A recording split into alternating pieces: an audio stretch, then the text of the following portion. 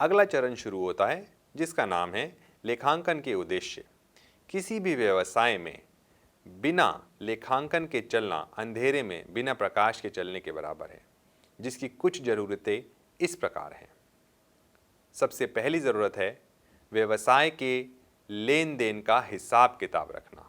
लेखांकन का उपयोग पुस्तकों में सभी आर्थिक लेन देन की व्यवस्था के रूप में लेखा रखने के लिए किया जाता है। लेखांकन का दूसरा उद्देश्य है लाभ हानि की गणना करना। व्यवसाय के स्वामी निश्चित अवधि में यह जानना चाहते हैं कि व्यवसाय के कार्यकाल के अंदर कितना शुद्ध परिणाम आया, अर्थात कितना लाभ हुआ और कितनी हानि हुई। इसी तरह से व्यापार के बहुत सारे इच्छुक उपयोगकर्ता रहते हैं जिन्हें व्यवसाय के लाभ या हानि के बारे में जानकारी चाहिए। लेखांकन का तीसरा उद्देश्य वित्तीय स्थिति को प्रदर्शित करना है। वित्तीय स्थिति का अर्थ है ऐसे लेखे जोखों का प्रस्तुतिकरण जिसको देखकर निवेशकर्ता, व्यवसाय के मालिक या कोई भी उपयोगी प्रयोगकर्ता अपना निर्णय ले सकते हैं, जैसे प्रॉफिट एंड लॉस अकाउंट या बैलेंस शीट। लेखा शास्त्र के चौथे उद्देश्य का नाम है उपयोगकर्ताओं को सूचना उपलब्ध कराना। लेखा शास्त्र प्रक्रिया से जनित लेखांकन सूचना का प्रतिवेदन विवरण, ग्राफ एवं चार्ट रूप में उपयोगकर्ताओं को संप्रेषित किया जाता है, जिन्हें विभिन्न विभिन्न परिस्थितियों में उपयोग करते हैं। लेखांकन जैसे विषय को पढ़ने के लिए बहुत ज़रूरी है कि हम लेखाकरण के आधारभूत पारिभाषिक शब्दों को सीख लें, जिसकी शुरुआत होती है इन शब्दों से, जिसमें पहला शब्द है इकाई। इकाई से अभिप्राय एक ऐसी वस्तु से है जिसका निश्चित अस्तित्व है। व्यवसाय की विशेष रूप से पहचान किए गए व्यवसाय उद्गम से है, जैसे मोबाइल फ़ोन बनाने वाली कंपनी एक खुद में पूर्णतः उसके स्वामी से अलग रूप में देखी जाती है और लेखांकन प्रणाली को सदा विशिष्ट व्यवसाय अस्तित्व के लिए तैयार किया जाता है। अब दूसरे शब्द पे चलते हैं जिसका नाम है लेन देन। दो या दो से अधिक अधिकारियों के बीच कोई घटना जिसका कुछ मूल्य होता है लेन देन कहलाता है, जैसे सामान को बेचना या खरीदना, दुकान का किराया देना या ब्याज देना। अब तीसरे शब्द पे चलते हैं जिसका नाम है परिसंपत्ति। किसी उद्यम के आर्थिक स्रोत को परिसंपत्ति कहते हैं, जिन्हें मुद्रा के रूप में उपयोगी ढंग से प्रकट किया जाता है। परिसंपत्ति का मूल्य होता है तथा इनको व्यवसाय के परिचालन में उपयोग किया जाता है। जैसे किसी ट्रांसपोर्ट कंपनी के पास ट्रक या गाड़ी का होना उसकी परिसंपत्ति कहलाता है। परिसंपत्ति को हम दो भागों में विभाजित कर सकते हैं, चालू परिसंपत्ति, गैर चालू परिसंपत्ति। चालू परिसंपत्ति से अर्थ है जिनको एक साल के अंदर अंदर रोकड़ अर्थात कैश में बदला जा सकता है, उसे चालू परिसंपत्ति कहते हैं। जिस प्रकार एक मोबाइल फ़ोन का विक्रेता अपने मोबाइल फ़ोन को एक साल से पहले पहले बेच के कैश में बदल लेता है, और गैर चालू परिसंपत्तियां उन्हें कहा जाएगा जो एक साल से ज़्यादा किसी व्यापार में रुककर व्यापार की लाभ की क्षमता को बढ़ाती है।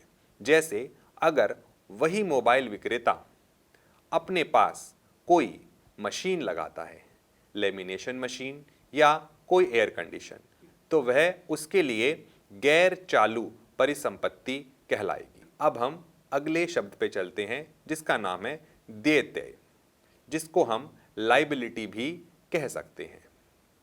ये सभी वो देनदारियां हैं जिसे एक व्यापारी को बाहरी लोगों को देना होता है, या हम ऐसा कह सकते हैं ये वे सभी देनदारियां हैं जो एक व्यापारी को बाहरी लोगों को भुगतान करनी है। इसको भी हम दो भागों में विभाजित कर सकते हैं, लघुकालीन ऋण या दीर्घकालीन ऋण। जैसा कि शब्द ही बता रहे हैं, लघुकालीन ऋण अर्थात जिनको एक साल के भीतर भीतर पैसा चुकाना है। जैसे आप अगर एक ऐसे व्यापारी हैं जो किसी दूसरे व्यापारी से सामान उधार खरीदते हैं, तो आपको उन्हें 1 साल के भीतर भीतर सामान का पैसा वापस करना है। इन्हें लघुकालीन ऋण कहते हैं। इसी तरह जब आप किसी बैंक से एक लंबे समय के लिए कोई कर्जा लेते हैं, उससे आप 1 साल के बाद भी चुका नहीं पाते, या कह लीजिए आप उसे एक लंबे समय तक अपने पास रखते हैं और धीरे धीरे उसको अदा करते हैं। ऐसे कर्जों को, ऐसी देनदारियों को हम दीर्घकाल ऋण कहा करते हैं। अब अगला शब्द है पूंजी। स्वामी द्वारा लगाई गई पूंजी भी साल के अंत में बैलेंस शीट में देनदारियों के रूप में ही दिखाई जाती है। अगला शब्द जो हमें सीखना है उसका नाम है विक्रय।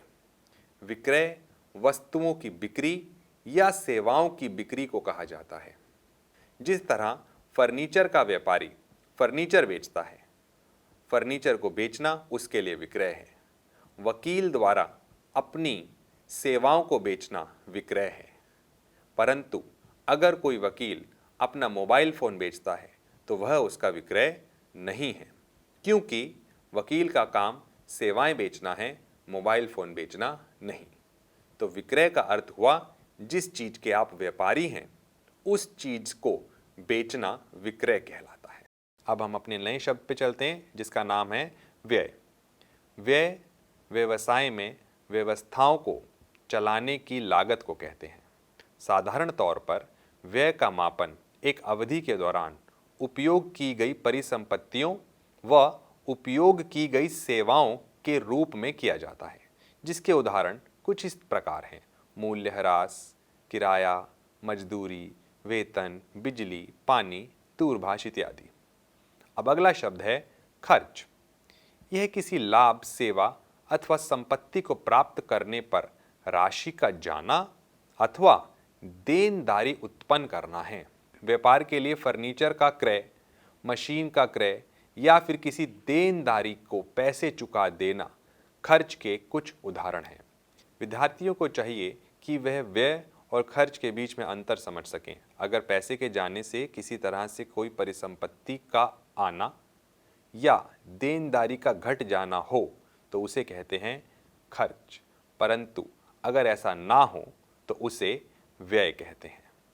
अब हम अपने अगले शब्द पे चलते हैं जिसका नाम है लाभ।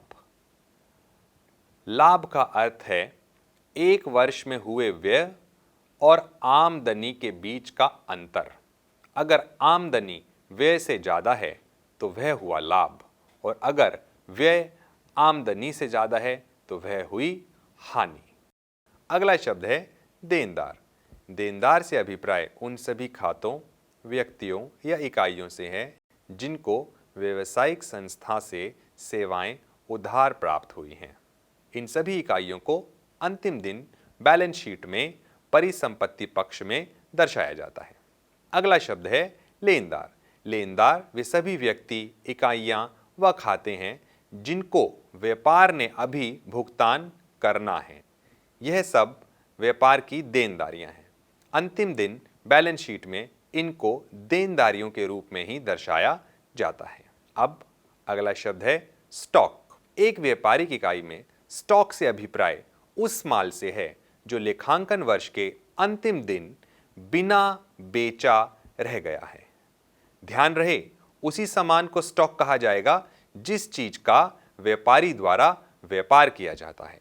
एक मोबाइल फोन का व्यापारी मोबाइल को ही स्टॉक कहेगा, एक तेल का व्यापारी तेल को ही स्टॉक कहेगा।